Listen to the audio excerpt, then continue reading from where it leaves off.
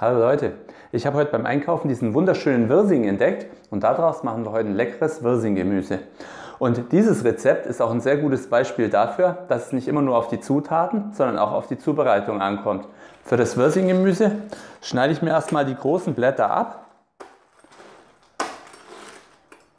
und von denen schneide ich mir den Strunk raus.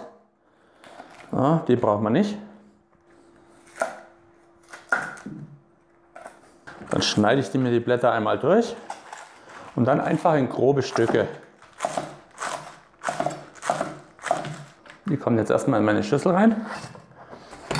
Wie weit ihr bei den Blättern geht, das müsst ihr selber entscheiden. Ihr müsst halt gucken, dass der Strunk nachher nicht mehr allzu dick ist, dass der auch nachher beim Kochen weich wird. Bei den nächsten schneide ich dann den Strunk einfach nur noch mit dem Messer ein bisschen ab. Das reicht dann aber auch. So.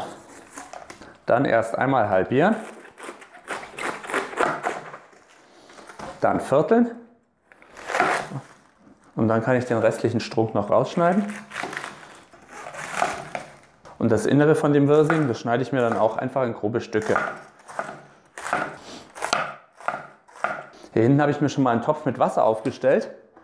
So, und den lasse ich jetzt erst einmal aufkochen, denn da werden die gleich abgekocht bzw. blanchiert. Und jetzt den Wirsing noch gründlich waschen. Mein Wasser kocht. Da kommt jetzt noch Salz rein. Und zwar so, dass das Wasser nachher einen schönen angenehmen Salzgeschmack hat. Also es sollte schon salzig sein. So, mal salzen. Und da kommt dann der Wirsing rein.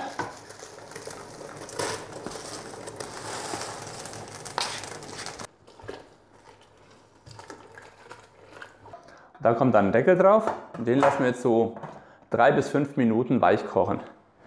In der Zwischenzeit schneide ich mir schon mal eine Zwiebel in Würfel.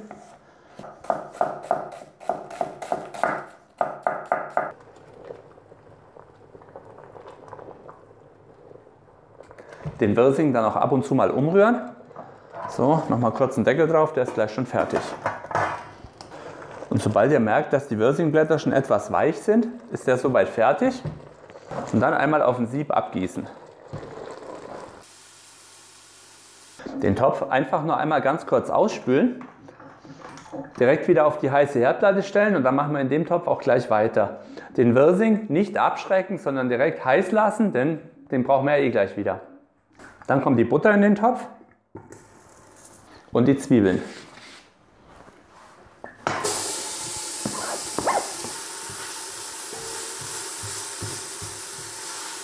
Sobald die Zwiebeln dann angeschwitzt sind, kommt Sahne dazu. So. Und die würzen wir auch gleich. Und zwar mit ein klein wenig Salz. Das Salz hängt jetzt davon ab, wie salzig euer Wirsing schon ist. Also am besten den dann vorher probieren oder einfach mit weniger Salz anfangen, dass er nicht am Ende versalzen ist. Dann kommt noch Pfeffer rein und Muskatnuss. Das lassen wir dann einmal schön aufkochen. Dann habe ich hier noch Stärke und die rühre ich mir gerade mit ein bisschen kaltem Wasser an. Damit binde ich jetzt meine Sahne ab.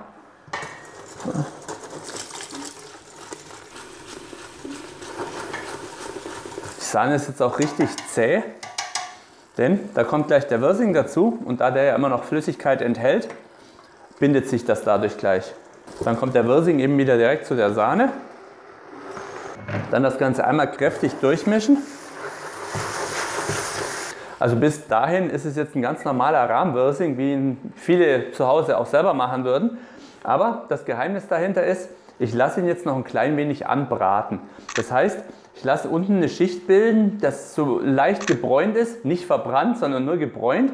Und dadurch entwickelt er ein ganz anderes Aroma, ein viel intensiveres und auch ein richtig schönes, rundes Aroma. So, wie gesagt, einmal kurz anbraten lassen. Und dann ist der Wirsing auch schon fertig. Und man kann jetzt hier unten, ich hoffe man kann es erkennen bei dem ganzen Qualm, hier unten erkennen, dass er wirklich nur eine ganz dünne Schicht angebraten ist. Und jetzt ist er fertig. So. Probiert das einfach mal aus. Das gibt wirklich ein richtig schönes, angenehmes Aroma durch diese ganz leichten Brataromen, aber wie gesagt, nicht anbrennen lassen. Der Wirsing passt jetzt natürlich als Gemüse wunderbar zu allen möglichen Fleisch- oder Fischsorten, zum Beispiel den gebratenen Zander, den könnt ihr da wunderbar draufsetzen, das schmeckt herrlich. Aber auch vegetarisch, ein paar Kartoffelchen dazu, dann habt ihr auch ein sehr, sehr leckeres Gericht. So, in diesem Sinne, ihr habt jetzt mein Geheimnis von dem Wirsing erfahren. Schreibt mir gerne unten in die Kommentare, was ihr dazu sagt, und ich freue mich schon aufs nächste Mal, denn wir sehen uns im nächsten Video wieder. Und bis dahin, viel Spaß beim Kochen.